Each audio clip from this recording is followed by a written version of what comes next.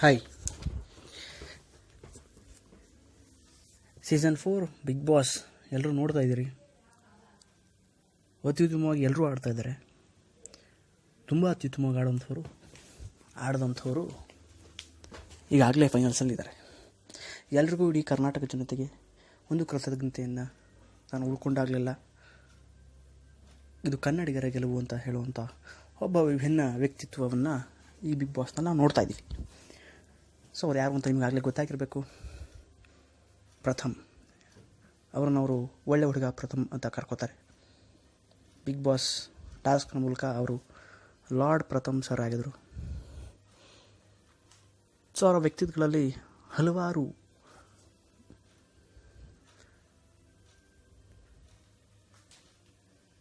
ಕ್ವಾಲಿಟೀಸ್ಗಳನ್ನು ನೋಡ್ತಾ ಬರ್ತೀವಿ. ಹೇಗೆ ಅವ್ರು ಆಡ್ತಾರೆ, ಅವರ ಸ್ಟ್ರಾಟಜೀಸ್ಗಳೇನು, ಮತ್ತು ನಮಗೆಲ್ರಿಗೂ ಕೂಡ ಆಶ್ಚರ್ಯವಾಗುವಂಥದ್ದು ಅವರ ಮೆಮೊರಿ ಜ್ಞಾಪಕ ಶಕ್ತಿ. ಹೇಗೆ ಅವರು ಪ್ರತಿಯೊಂದು ದಿನದ್ದು ಅವರ ಜ್ಞಾಪಕ ಶಕ್ತಿ ಹೇಗೆ ಅಷ್ಟೊಂದು ಇದೆ ಅಂತ. ಸ್ನೇಹಿತರೆ, ಇದನ್ನು ಸೈಂಟಿಫಿಕ್ಕಾಗಿ ಪ್ರೂವ್ ಮಾಡ್ತಾ ಹೋಗೋಣ. ಒಬ್ಬ ಮನುಷ್ಯನಿಗೆ ಜ್ಞಾಪಕ ಶಕ್ತಿ ಯಾವ್ಯಾವ ರೀತಿ ಅವನ ಮೆದುಳಿನಲ್ಲಿ ಯಾವ್ಯಾವ ರೀತಿ ಅದನ್ನು ಶೇಖರಿಸ್ಕೊಂಡು ಅದನ್ನು ಹೆಚ್ಚು ದಿನಗಳ ಕಾಲ ನೆನಪಿಟ್ಕೊಳ್ಳುವಂಥ ಒಂದು ಟೆಕ್ನಿಕ್ನ ಅವನು ಹೇಗೆ ಯೂಸ್ ಮಾಡ್ಕೋತಾನೆ ಅಂತ. ಇದು ನಾನು ಸೈಕಾಲಜಿಕಲಿ ಅಲ್ಲ, ಒಂದು ಕಾಮನ್ ಮೆಥಡ್ ಮನುಷ್ಯನಲ್ಲಿ ಬಳಸುವಂಥ ಒಂದಷ್ಟು ಪ್ರಕ್ರಿಯೆಗಳನ್ನು ಮಾತ್ರ ಹೇಳ್ತೀನಿ. ಮೆದುಳಿನ ಅನಾಟಮಿಯನ್ನು ಅಥವಾ ಅದರ ವೈಜ್ಞಾನಿಕ ನಿಲುವುಗಳನ್ನು ಅಥವಾ ವೈಜ್ಞಾನಿಕ ವಿಶ್ಲೇಷಣೆಗಳನ್ನು ಕೊಡೋಲ್ಲ. ಪ್ರಥಮ್ ಮೊದಲನೇ ದಿನದಿಂದ ಈ 110 ದಿನಗಳ ತನಕ ಹೇಗೆ ಆತ ಪ್ರತಿಯೊಂದು ದಿನದ ಪ್ರತಿಯೊಂದು ಟಾಸ್ಕ್ ಪ್ರತಿಯೊಂದು ಸನ್ನಿವೇಶಗಳನ್ನು ಹೇಗೆ ನೆನ್ಪಿಟ್ಕೋತಾನೆ. ಸಿಂಪಲ್. ಮೊದಲನೇದಾಗಿ ಅದಕ್ಕೆ ಮೆಥಡ್ಸ್ಗಳಿದೆ. ಒಂದು ಅಸೋಸಿಯೇಟಿಂಗ್ ಅಂತ ಕರೀತಾರೆ, ಇನ್ನೊಂದು ರಿಹರ್ಸಲ್ ಮೆಥಡ್ ಅಂತ. ಮೊದಲನೇದು ಅಸೋಸಿಯೇಟಿಂಗ್ ಅಂತಂದರೆ, ಮೊದಲನೇ ದಿನದಿಂದ 110ನೇ ದಿನದ ತನಕ ಆತ ಅತ್ಯುತ್ತಮವಾಗಿ ಅಸೋಸಿಯೇಟ್ ಮಾಡ್ಕೊಂಡಿದ್ದಾನೆ, ಅದನ್ನು ವಿಭಾಗಿಸಿಕೊಂಡಿದ್ದಾನೆ, ಅದನ್ನು ಜೋಡಿಸಿಕೊಂಡಿದ್ದಾನೆ ತನ್ನ ಮೆದುಳಿನಲ್ಲಿ. ಹೇಗೆ ಅವನು 1, 2, 3, 4 ಅಂತ ನಂಬರ್ ಹೇಳಿಬಿಟ್ಟು ಆ ಜ್ಞಾಪಕವಾದಂಥ ಒಂದು ಸನ್ನಿವೇಶನ ಅವನು ನಮಗೆ ಪ್ರಸ್ತುತಪಡಿಸುವಾಗ ಆತನ ಮೆದುಳಿನಲ್ಲಿ ಆ ವಾರದ ಮತ್ತು ಆ ಘಟನೆಗೆ ಸಂಬಂಧಿಸಿದಂಥ ಒಂದು ಸನ್ನಿವೇಶವನ್ನು ಆತ ನೆನಪಿಸ್ಕೋತಾನೆ. ಹೇಗೆ 1, 2, 3, 4, 5, 6, 7, 8 ಮತ್ತು 10, 11, 12, 13, 14ನೇ ವಾರ. ಸೊ ಮೊದಲನೇ ವಾರದ ಟಾಸ್ಕು ಆತನಿಗೆ ಜೋಡಣೆ ಆಗುತ್ತೆ. ಅದನ್ನು ಲಿಂಕಿಂಗ್ ಮೆಥಡ್ ಅಂತ ಕರಿತೀವಿ. ಮೊದಲನೇ ವಾರ ಆತ ಯಾವ ಟಾಸ್ಕ್ ಮಾಡಿರ್ತಾನೋ ಆ ಟಾಸ್ಕ್ಗೆ ಯಾರ ಒಂದು ಜೊತೆ ಸಂವಾದ ನಡೆಸಿರ್ತಾನೋ ಅವನಿಗೆ ನೆನಪಾಗುತ್ತೆ. ಇದು ಲಿಂಕ್ ಆಗುತ್ತೆ. ಮೊದಲನೇ ವಾರದ ಟಾಸ್ಕ್ ಮತ್ತು ಮೊದಲನೇ ವಾರ ಇವೆರಡು ಲಿಂಕ್. ಹಾಗೆ 2ನೇ ವಾರದ ಟಾಸ್ಕ್ ಮತ್ತು 2ನೇ ವಾರ, 3ನೇ ವಾರದ ಟಾಸ್ಕ್ ಮತ್ತು 3ನೇ ವಾರ, ಹೀಗೆ 14ನೇ ವಾರ ತನಕ ಟಾಸ್ಕ್ ಮತ್ತು ಆ ವಾರದ ಲಿಂಕನ್ನು ತಗೋತಾನೆ. ಸೊ ಆ ವಾರ ಬಂದ ತಕ್ಷಣ ಆ ಲಿಂಕ್ ಆತನಿಗೆ ಸಹಾಯ ಆಗುತ್ತೆ. ಆ ಟಾಸ್ಕ್ ನೆನಪಾದಾಗ ಆ ಟಾಸ್ಕಿನಲ್ಲಿ ನಡೆದಂಥ ಸಂವಾದಗಳು ಆತನಿಗೆ ಲಿಂಕ್ ಆಗುತ್ತೆ. ಅದರ ಜೊತೆಗೆ ಇನ್ನೂ ಒಂದು ಮೆಥಡ್ ಇದೆ, ಅದನ್ನು ಹೌಸ್ ಮೆಥಡ್ ಅಂತ ಕರಿತೀವಿ. Associate items to place along a known journey. ಅಂದರೆ ಆತನ ಜರ್ನಿಯಲ್ಲಿ ಕೆಲವೊಂದು ವಸ್ತುಗಳು ಆತನಿಗೆ ಸಹಾಯವಾಗುತ್ತದೆ. ಹೇಗೆ ಸಹಾಯ ಆಗುತ್ತೆ ಸ್ನೇಹಿತರೆ? ಹೇಳಿದೆ ನಾನು, ಮೊದಲನೇ ವಾರದ ಟಾಸ್ಕ್ ಮತ್ತು ಮೊದಲನೇ ವಾರ ಲಿಂಕ್ ಆಯಿತು. ಜೊತೆಗೆ ಆ ವಾರದ ಟಾಸ್ಕ್ನಲ್ಲಿ ಬಳಸಿದಂಥ ಆತ ವಸ್ತುಗಳಿರುತ್ತವಲ್ಲ ಅದರ ನೆನಪಿನ ಮೂಲಕ ಆತ ಅದನ್ನು ಲಿಂಕ್ ಮಾಡ್ಕೋತಾನೆ. ಆ ಒಂದು ಐಟಮ್ಸ್ಗಳನ್ನು ಅಥವಾ ವಸ್ತುಗಳನ್ನು ಆತ ಲಿಂಕ್ ಮಾಡ್ಕೊಳ್ಳುವಂಥದ್ದನ್ನು ಹೌಸ್ ಮೆಥಡ್ ಅಂತ ಕರಿತೀವಿ. ಇನ್ನೂ ಒಂದು ಮೆಥಡ್ ಇದೆ, ಆತ ಬಳಸ್ತಾ ಇದ್ದಾನೆ ಅಂತ ನನಗಂತೂ ಗುಮಾನಿ ಇದೆ. ನಿಮೋನಿಕ್ಸ್ ಅಂತ ಕರಿತೀವಿ. Playing with initial letters. ಯಾವುದೇ ಒಂದು ವಸ್ತು ಅಥವಾ ಯಾವುದೇ ಒಂದು ಸನ್ನಿವೇಶ, ಅಥವಾ ಯಾವುದೇ ಒಂದು ಹೆಸರು ಅಥವಾ ಯಾವುದೇ ಒಂದು ಸನ್ನಿವೇಶವನ್ನು ನೆನ್ಪಿಟ್ಕೋಬೇಕು ಅಂತಂದರೆ, ಅಥವಾ ಜಗಳ ಆಡಿರ್ತೀವಿ ಅಂತಂದರೆ, ಆತ ಜಗಳ ಆಡಿದಂಥ ವ್ಯಕ್ತಿಯ ಮೊದಲನೇ ಲೆಟರ್ ಕೀರ್ತಿ ಅಂತ ಇಟ್ಕೊಳ್ಳಿ, ಕೆ ಅಂತ ನೆನ್ಪಿಟ್ಕೊಂಡಿರ್ತಾನೆ, ಅಥವಾ ಮಾಳ್ವಿಕ ಎಮ್ ಅಂತ ನೆನ್ಪಿಟ್ಕೊಂಡಿರ್ತಾನೆ. ಸೊ ಎಮ್ಮು 7ನೇ ವಾರಕ್ಕೆ ಅಸೋಸಿಯೇಟ್ ಆಗುತ್ತೆ. ಸೊ 7ನೇ ವಾರದ ಲಿಂಕ್ಗೆ ಯಾವುದಕ್ಕೆ ಹೋಗುತ್ತೆ? ಟಾಸ್ಕಿಗೆ ಹೋಗುತ್ತೆ. ಸೊ ಆ ವಾರ, ಟಾಸ್ಕ್, ಜಗಳದ ಲಿಂಕ್ ಮತ್ತು ಲೆಟರ್ ಇವೆಲ್ಲವನ್ನು ಈ ಮೆಥಡ್ಗಳು ಕೆಲವೊಂದಕ್ಕೆ ಐಟಮ್ಸ್ ವಸ್ತುಗಳು ಅವನಿಗೆ ಸಹಾಯ ಆಗುತ್ತೆ, ಕೆಲವೊಂದು ಅವರ ವ್ಯಕ್ತಿಯ ಇನಿಷಿಯಲ್ ಲೆಟರ್ಗಳು ಸಹಾಯ ಆಗುತ್ತೆ. ಮತ್ತು ಆ ವಾರ ಮತ್ತು ಆ ದಿನ ಒಂದು ಉದಾಹರಣೆ ನಿಮಗೆ ಅರ್ಥ ಆಗಬೇಕು ಅಂತಂದರೆ ಕೊಡ್ತೀನಿ.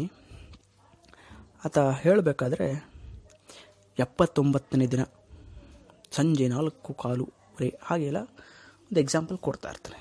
ಸೊ 79ನೇ ದಿನ ಅಂತ ನಮಗೆ ಒಂದು ರೀತಿ 79 ದಿನದ್ದು ನೆನ್ಪಿಟ್ಕೊಂಡಿದ್ದಾನೆ ಅಂತ ಆಗುತ್ತೆ. ಆದರೆ ಆತನಿಗದು 1 ವಾರಕ್ಕೆ 7, 7 10 10 ವಾರ ಆಯಿತು. 8 11 12ನೇ ವಾರಕ್ಕೆ ಅವನಿಗೆ ನೆನಪಾಗುತ್ತೆ. 79 ಅಂದರೆ 77ಕ್ಕೆ 11 ವಾರ, 78 12ನೇ ವಾರ ಪ್ರೋಗ್ರೆಸ್. ಸೊ 79ಕ್ಕೆ ಟಾಸ್ಕ್ ಕೊಡುವಂಥ ಒಂದು ದಿನ. ಸೊ ಹಾಗೆ ನೆನ್ಪಿಡ್ಕೋತಾನೆ ಅವನು. ಸೊ ಪ್ರತಿ ವಾರದ ವಿಭಾಗಿಸಿಕೊಂಡು ಅಸೋಸಿಯೇಟ್ ಮಾಡಿಕೊಂಡು ಅದನ್ನು ಟಾಸ್ಕ್ಗೆ ಲಿಂಕ್ ಮಾಡಿಕೊಂಡು ಮತ್ತು ಆ ಟಾಸ್ಕ್ನಲ್ಲಿ ಬಳಸಿದಂಥ ವಸ್ತುಗಳು ಅಥವಾ ಜಗಳ ಆಡಿದರೆ ಅಥವಾ ಏನಾದರೂ ಒಂದು ಹೊಸ ಮೆಮೊರಿ ಇದ್ದರೆ ಅಥವಾ ಒಂದು ಹೊಸ ಆಟಗಳಲ್ಲಿ ಸಂವಾದ ನಡೆದಿದ್ದರೆ, ಯಾರ ಜೊತೆ ಸಂವಾದ ನಡೆದಿದೆ ಅವರ ಇನಿಷಿಯಲ್ಸ್ನ ನೆನ್ಪಿಟ್ಕೊಂಡು ಅದಕ್ಕೆ ಲಿಂಕ್ ಕೊಟ್ಕೊಂಡು, ಆ ವಾರಕ್ಕೆ ಲಿಂಕ್ ಕೊಟ್ಕೊಂಡು, ಆ ಟಾಸ್ಕಿಗೆ ಲಿಂಕ್ ಕೊಟ್ಕೊಂಡು ಅದನ್ನು ನೀಟಾಗಿ ಅಸೋಸಿಯೇಟ್ ಮಾಡ್ಕೊಂಡು ಮನೆಯಲ್ಲಿ ಶೇಖರಿಸ್ಕೋತಾನೆ. ಅದನ್ನು ವಾರ ಅಥವಾ ದಿನ ಅದನ್ನು ನೆನಪಿಸ್ಕೋತಾ ಹೋಗ್ತಾನೆ, ಪ್ರಾಕ್ಟೀಸ್ ಮಾಡ್ತಾನೆ, ರಿಹರ್ಸಲ್ ಮಾಡ್ತಾನೆ. ಇದನ್ನೇ ನಾನು ಮೊದಲು ಹೇಳಿದ್ದು. ಮೊದಲು ಅಸೋಸಿಯೇಟ್ ಮಾಡ್ಕೋತಾನೆ, ಇನ್ನೊಂದು ರಿಹರ್ಸಲ್ ಮಾಡ್ಕೋತಾನೆ. ಸೊ ಇವೆರಡೂ ಆದಾಗ ಲಿಂಕಿಂಗು, ಹೌಸ್ ಮೆಥಡ್ಸು, ನಿಮಾನಿಕ್ಸು ಈ ಎಲ್ಲದರ ಮೆಥಡ್ಸ್ಗಳನ್ನ ಆತ ಬಳಸ್ಕೊಂಡು ಈ ಒಂದು ನೆನಪಿನ ಕ್ರಿಯೆಯನ್ನು ಅತ್ಯುನ್ನತವಾಗಿ ಪ್ರಸ್ತುತಪಡಿಸ್ಕೊಂಡು ಆತ ಅತ್ಯದ್ಭುತವಾಗಿ ಆಟಾಡ್ತಾ ಇದ್ದಾನೆ. ಈ ಮೆಥಡ್ನ ಒಬ್ಬ ವಿದ್ಯಾರ್ಥಿ ಚಾಚು ತಪ್ಪದೆ ಪಾಲಿಸುವಂಥ ಒಂದು ವ್ಯವಸ್ಥೆ ಉನ್ನತ ವ್ಯಾಸಂಗಗಳಲ್ಲಿ ಆಗುತ್ತೆ. ಈ ಮೆಥಡನ್ನು ಸಾಮಾನ್ಯವಾಗಿ ಸೈಕಾಲಜಿಕಲ್ ಸೈಂಟಿಸ್ಟ್ಸ್ ಅಂತ ಕರ್ಕೊಳ್ಳುವಂಥವ್ರು ಹೇಳುವಂಥದ್ದು, ಮೆಥಡ್ಗಳು ಹಲವಿದ್ದಾವೆ. ಆ ಮೆಥಡ್ಗಳಲ್ಲಿ ಕೆಲವನ್ನು ಆತ ಬಳಸ್ಕೊಂಡಾಗ ಯಾರೇ ಆಗಲಿ ಒಬ್ಬ ಮನುಷ್ಯ ಆ ಮರೆಯದ ಒಂದು ಸ್ಥಿತಿಗೆ ನಾವು ತಲುಪ್ಕೋತೀವಿ. ಅದು ಪ್ರಾಕ್ಟೀಸ್ ಆಗಬೇಕು. ಮೊದಲು ಅಸೋಸಿಯೇಟ್ ಆಗುತ್ತೆ, ಆಮೇಲೆ ರಿಹರ್ಸಲ್ ಆಗುತ್ತೆ. ಇವೆರಡವನ್ನು ಪ್ರಥಮ್ ಅತ್ಯದ್ಭುತವಾಗಿ ಮಾಡ್ತಾ ಇದ್ದಾನೆ.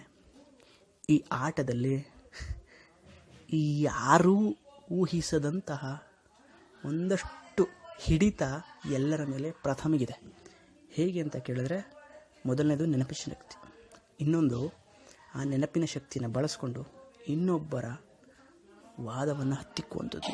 ಇದು ಒಂದು ಆಟದ ವೈಖರಿ. ಇನ್ನೊಂದು ಈ ಎಲ್ಲವನ್ನು ಜನರಿಗೆ ತಲುಪಿಸುವಂಥ ಸನ್ನಿವೇಶಗಳು ಆತನನ್ನು ಹತ್ತಿರ ಮಾಡುತ್ತೆ ಜನರಿಗೆ. ಇದು ಒಂದು ಆಟದ ವೈಖರಿ.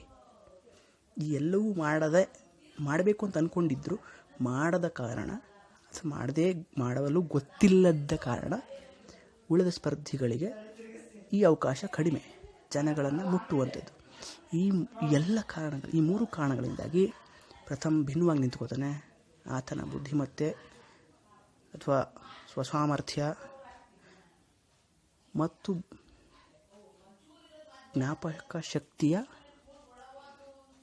ವಿಧಾನಗಳು ಜನರನ್ನು ತಲುಪುವಲ್ಲಿ ಹತ್ತಿರವಾಗಿವೆ. ಆದ ಕಾರಣವಾಗಿ ಇಡೀ ಬಿಗ್ ಬಾಸ್ 4ನೇ ಸೀಸನ್ನಲ್ಲಿ ಎಲ್ಲರಿಗಿಂತ ಭಿನ್ನವಾಗಿ ನಿಂತುಕೊಂಡು ತನ್ನ ಜ್ಞಾಪಕ ಶಕ್ತಿಯ ಮೂಲಕ ಅಥವಾ ತನ್ನ ಆಟದ ವೈಖರಿಯ ಮೂಲಕ ಎಲ್ಲವೂ ಅಸೋಸಿಯೇಟ್ ಆಗಿದೆ ಆತನಿಗೆ. ಹಾಗಾಗಿ ವಿಭಿನ್ನವಾಗಿ ನಿಂತುಕೊತಾನೆ. ಹಾಗಾಗಿ ಜನಗಳಿಗೆ ಹತ್ತಿರ ಆಗಿದ್ದಾನೆ.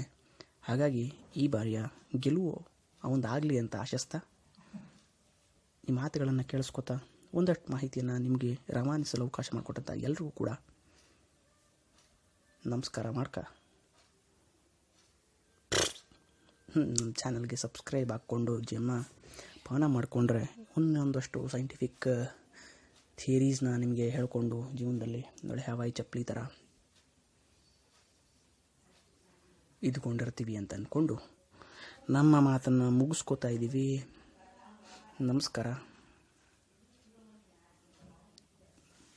ಒಳ್ಳೆಯದನ್ನೇ ಮಾಡಬೇಕಾದ್ರೆ ಅದರಿಂದ ಉಪಯೋಗಕ್ಕಿಂತ ಕಲಿಕೆಯನ್ನು ಅದರಲ್ಲಿ ನೋಡಿ.